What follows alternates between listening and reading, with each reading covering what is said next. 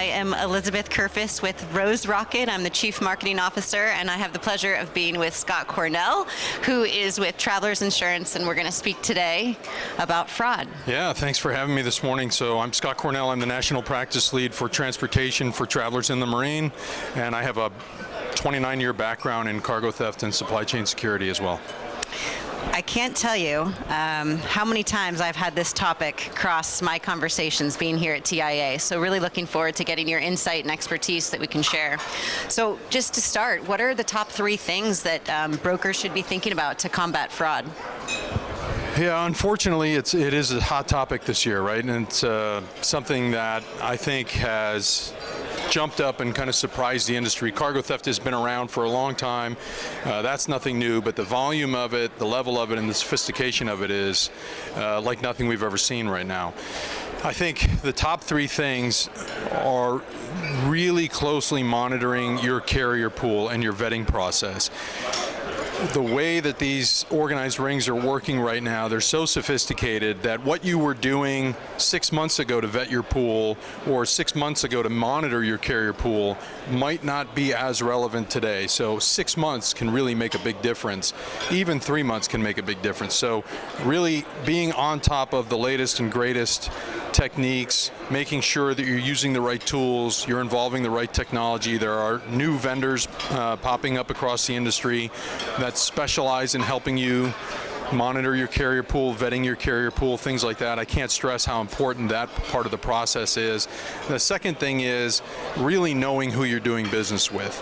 You, especially when you're putting out there either high target freight, like food and beverage is the #1 targeted commodity. Within that right now, energy drinks and alcoholic drinks are the 2 most prevalent commodities stolen within that food and beverage category. Sorry, why is that? Why is F&B the #1 target? Food and beverage, when cargo theft is normal, and I say that like jumbo shrimp, right? When cargo theft is normal, food and beverage will always come to the top as the #1 category for cargo theft, and that's because it's largely untraceable.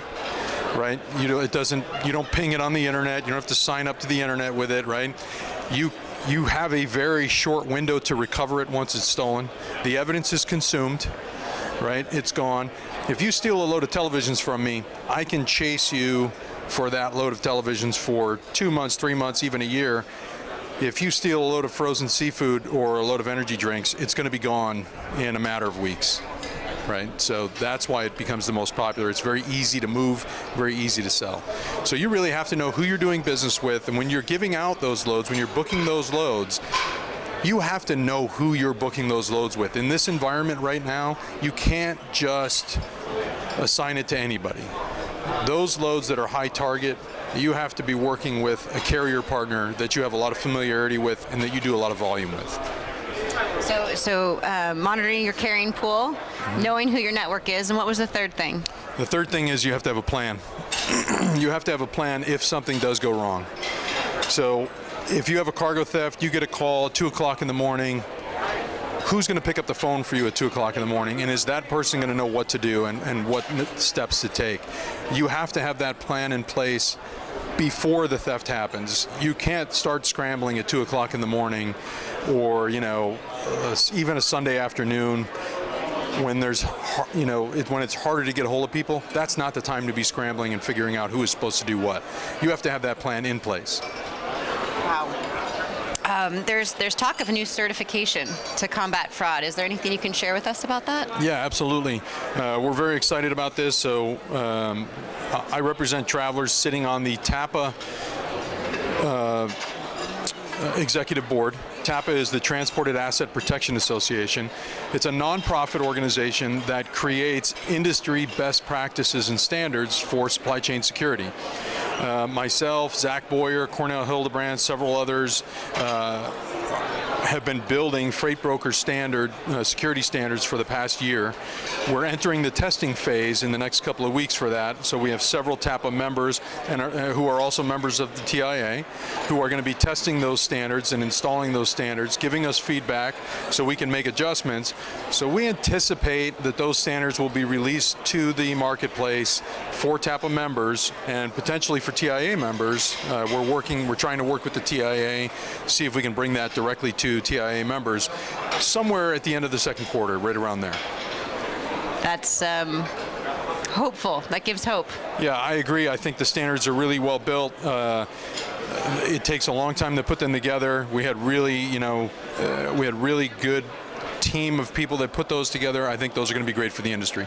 And then my last question is, you were mentioning it's changing so quickly, right? It's almost like, how do we catch up? How do we get ahead? Are there resources for everyone to be able to know what they have out there, to figure out a plan, to know what they can choose from, what's available?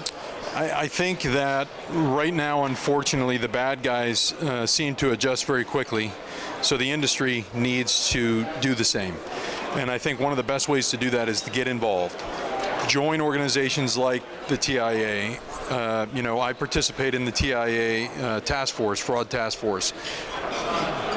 Participate on panels like that, whether it's the TIA one, join TAPA, participate in TAPA, attend the National Cargo Theft Summits, we host with CargoNet, Travelers and CargoNet host one of the largest cargo theft summits in the industry every year, first week of October in California.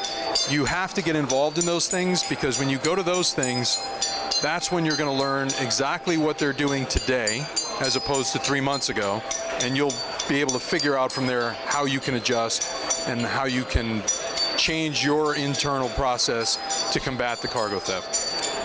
Thank you for that. Is there anything I didn't ask you that we should know around this very incredible topic? The only thing I would say is, right now, according to the CargoNet numbers that are out there, 2024 is projecting to be much higher cargo theft rates than 2023, which is not a great message, right?